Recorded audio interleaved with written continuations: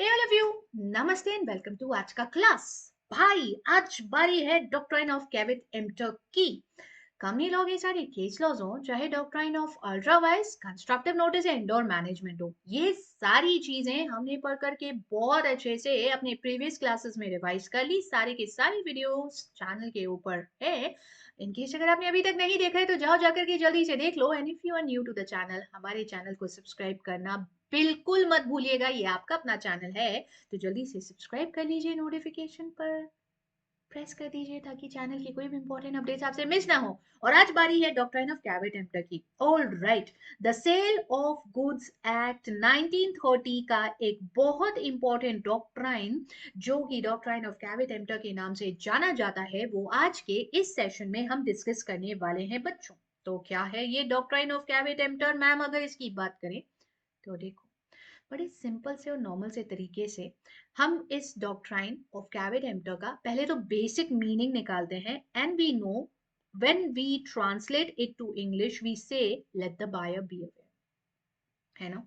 Explanation क्या है, section number 16 जो सेल ऑफ गुड्स एक्ट का है वो हमसे क्या कहता है, हमें क्या समझाना चाहता है। तो ये देखो जरा बच्चों, सेक्शन नंबर 16 कहता है जब भी कोई सेलर अपने गुड्स का डिस्प्ले करता है ओपन मार्केट में, तो भाई ये बायर की जिम्मेदारी होती है कि वो हर चीज को देख परख करके समझ करके प्रॉपर सिलेक्शन करने के बाद ही गुड्स का चॉइस करे।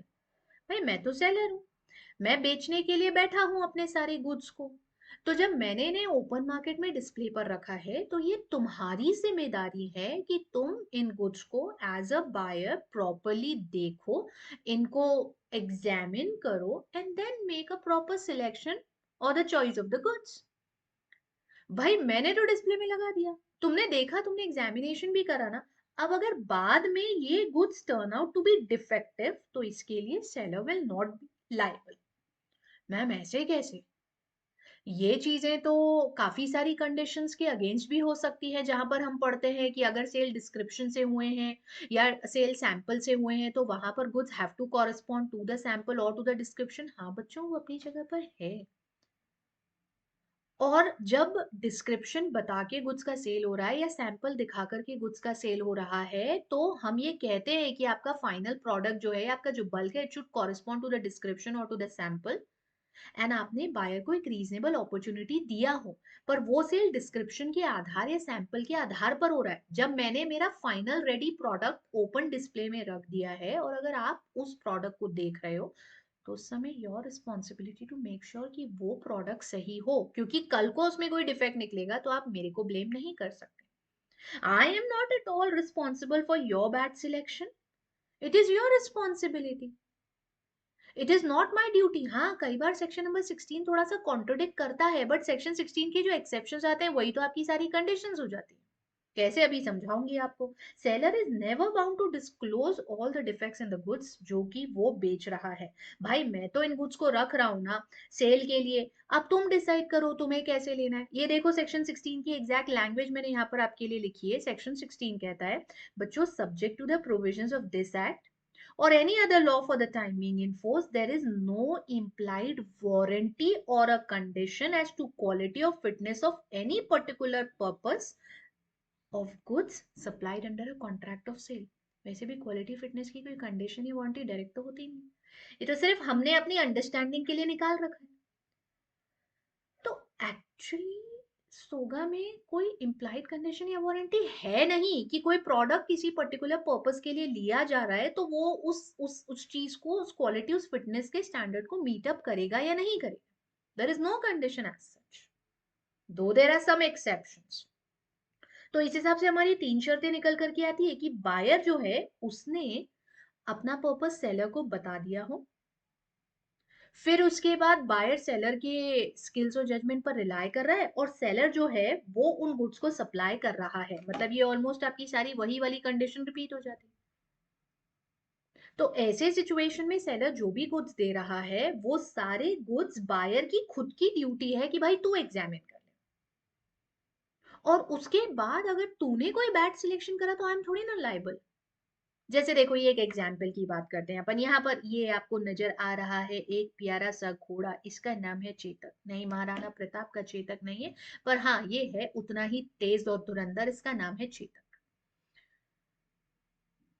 अब इस घोड़े का नाम चेतक है, पर ना ये घोड़े को थोड़ा सा ना पैर में प्रॉब्लम है, और ये घोड़ा दौड़ बहुत ज्यादा तेज नहीं सकता है, दौड़ता है लेकिन बहुत ज्यादा तेज दौड़ नहीं सकता है।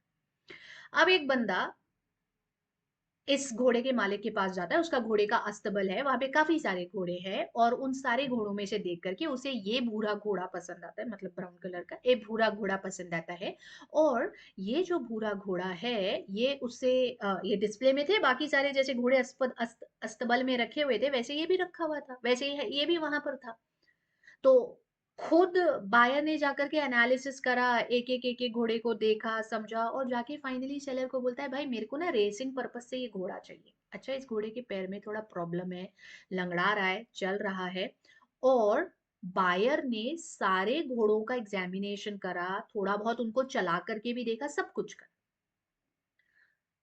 अब मैंने तो डिस्प्ले में रख रखा है, भाई ये तो तुमको इंश्योर करना था कि ये घोड़ा जिस पर्पस से तुम लेकर के जा रहे हो, घुड़सवारी के पर्पस से नहीं, रेसिंग के पर्पस से लेकर के जा रहे हो, तो ये उस पर्पस को लिव अप करेगा कि नहीं करेगा? मेरी जिम्मेदारी थोड़ी ना है कि मैं ये चीज तुमको बताऊं, ये तो तुमको इंश्योर करना है। अब मानो उस बंदे ने वो घोड़ा खरीद लिया, और जब वो हॉर्स रेसिंग में उसको लेकर के उतरता है तो वो हार जाता है, वो दौड़ ही नहीं पाता है, इनफैक्ट वो 500 मीटर नहीं चल पाता है। अब बाहर आकर के सेलर से बोले कि भैया ये तो तुमने मेरे को गलत बताया, तो ऐसा नहीं भाई, मैंने कोई जबरदस्ती तो नहीं करा था ना तुम्हारे साथ, मैंने कोई ये तो नहीं बोला था तुमको लेना ही, कोई गन पॉइंट पे कोर्जन के थ्रू तो नहीं कराया था ना। You came, you analysed, you examined, you took the decision, you made the choice. तो इसके लिए मैं कैसे जिम्मेदार हूँ भाई? तुमको देखनी चाहिए सारी चीजें, तुमको पता रखनी चाहिए। I am not liable, you can not hold me liable, the point is you can not hold me liable for all this. समझ रहे हो ना? ठीक है, but there are exceptions, and yes the exceptions are nothing but all those conditions जो कि हम पढ़ते हैं। ये जो 6 पॉइंट आप यहाँ पे देख रहे हो, 6-8 पॉइंट है, मैंने क्लब करके इनको एक साथ इकट्ठा लिख दिया है, ये एक्सेप्शंस है। मतलब यहाँ पर बच्चों सेलर लाइबल रहेगा अगर ये सर्कमस्टांसेस या सिचुएशंस जनरेट होती है। जैसे सेल जो है वो स्पेसिफिकली किसी क्वालिटी या यूज के लिए किसी प्रोडक्ट की रिक्वायरमेंट है, और वो बता करके, आपको याद है ना 16(1) की कंडीशन अपन पढ़ते हैं जहां पे क्वालिटी या फिटनेस आता है, तो वो कंडीशन है, और वो कंडीशन में सेलर लाइबल है, उसको बताना पड़ता है। सिमिलरली ब्रांड नेम में या ट्रेड नेम में या किसी बड़ी ब्रांड की आइडेंटिटी के आधार पर अगर कोई गुड्स परचेज करे जा रहे, तो ये अज्यूम्ड है कि ये क्वालिटी स्टैंडर्ड्स को मीट अप कर ही रहा है, और अगर नहीं करेगा तो फिर सेलर लायबल है, फिर ऐसी सिचुएशन में सेलर लायबल मांगा जाएगा, क्योंकि ये तो कंडीशन है। भाई एक दुकान पे 500 रुपए का एक बैग मिल रहा है, और एक दुकान पे 5 लाख रुपए का एक बैग मिल रहा है, ऑब्वियसली उस 500 और 5 लाख रुपए वाले बैग में कहीं ना कहीं क्वालिटी का और मटेरियल का बहुत बड़ा अंतर होगा, और वो 5 लाख रुपए के बैग में 50% से ज्यादा तो ब्रांड की वैल्यू हो जाएगी।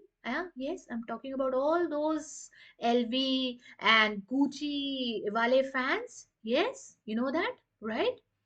तो भाई अब वो 5 लाख रुपए का बैग में लेकर के आई, और 2 दिन बाद अगर उसका कोना फटने लग जाएगा, तो सेलर लाइबल माना जाएगा ना भाई, क्योंकि हमने तो तुम्हारे ब्रांड के नाम पे प्रोडक्ट लिया था, और दूसरे ही दिन ये इस तरीके से खराब हो जाएगा, तो seller is liable. Even goods जब डिस्क्रिप्शन सैंपल या दोनों से बेचे जाते हैं, तो सेक्शन नंबर 15 या 17 ये दोनों अप्लीकेबल हो जाता है। तो ये एक्सेप्शन है, अगर अपन गुड्स को डिस्क्रिप्शन या सैंपल या दोनों से बेच रहे हैं, तो फिर वहां तो seller is liable, otherwise buyer has the right to cancel the contract, rescind the contract, reject the goods. Even merchantable quality के गुड्स नहीं है तो 16(2) मर्केंटेबल क्वालिटी अपन पढ़ते हैं।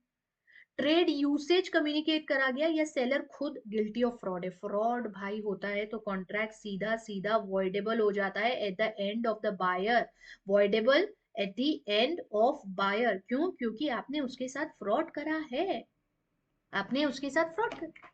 तो ये जो 7-8 पॉइंट है बच्चों, ये सब एक्सेप्शन है जहां सेलर लाइबल होता है। अदरवाइज अगर आप सेक्शन 16 से जाएंगे तो seller is not liable, doctrine of caveat emptor कहता है let the buyer be aware, and that's it. इसमें बस इतना सही। रही बात परीक्षा में ये किस तरह से पूछा जाता है, तो सामान्य तौर पे डॉक्ट्राइन ऑफ कैविट एम्प्टर की केस स्टडी आती है और वहां पर आपसे पूछते हैं in light of the doctrine of caveat emptor as per sale of goods act 1930 बताओ कि बायर के पास क्या राइट होते हैं। तो आपको ध्यान रखना है, बायर को खुद को अवेयर रहना बहुत जरूरी। सिर्फ ये एक्सेप्शन है, अगर इनसे जुड़े हुए पॉइंट आ रहे हैं तो बायर के पास रिजेक्शन का राइट है, otherwise buyer bears the risk, otherwise buyer bears the risk, and that is it। Doctrine of caveat emptor में इतना ही है बस बच्चों। अगर आपको ये अच्छे से समझ में आ गया, ऑफ कोर्स आई गेस आ ही गया होगा, एक छोटा सा कमेंट नीचे जरूर करिएगा मुझे बताने के लिए कि आपने ये चीज पढ़ ली है, आपको समझ में आ गया है और आपकी तैयारी बहुत अच्छी चल रही है। एक छोटा सा comment, my preparations are going super like and these videos are helpful for you, ये मुझे जरूर बताइएगा। ये आपके कमेंट्स हमें बहुत हेल्प करते हैं अपने इस कंटेंट को और ज्यादा क्रिएटिव और अच्छा बनाने में। ऑफ कोर्स ये हमारे लिए एक रिवॉर्ड के जैसे होते हैं। तो आप अगर ये वीडियो देख रहे हैं तो प्लीज नीचे कमेंट करना बिल्कुल मत भूलिएगा। मैं अगले वीडियो में कुछ ऐसी और कंटेंट के साथ आपसे जल्दी मिलूंगी, तब तक के लिए नमस्ते।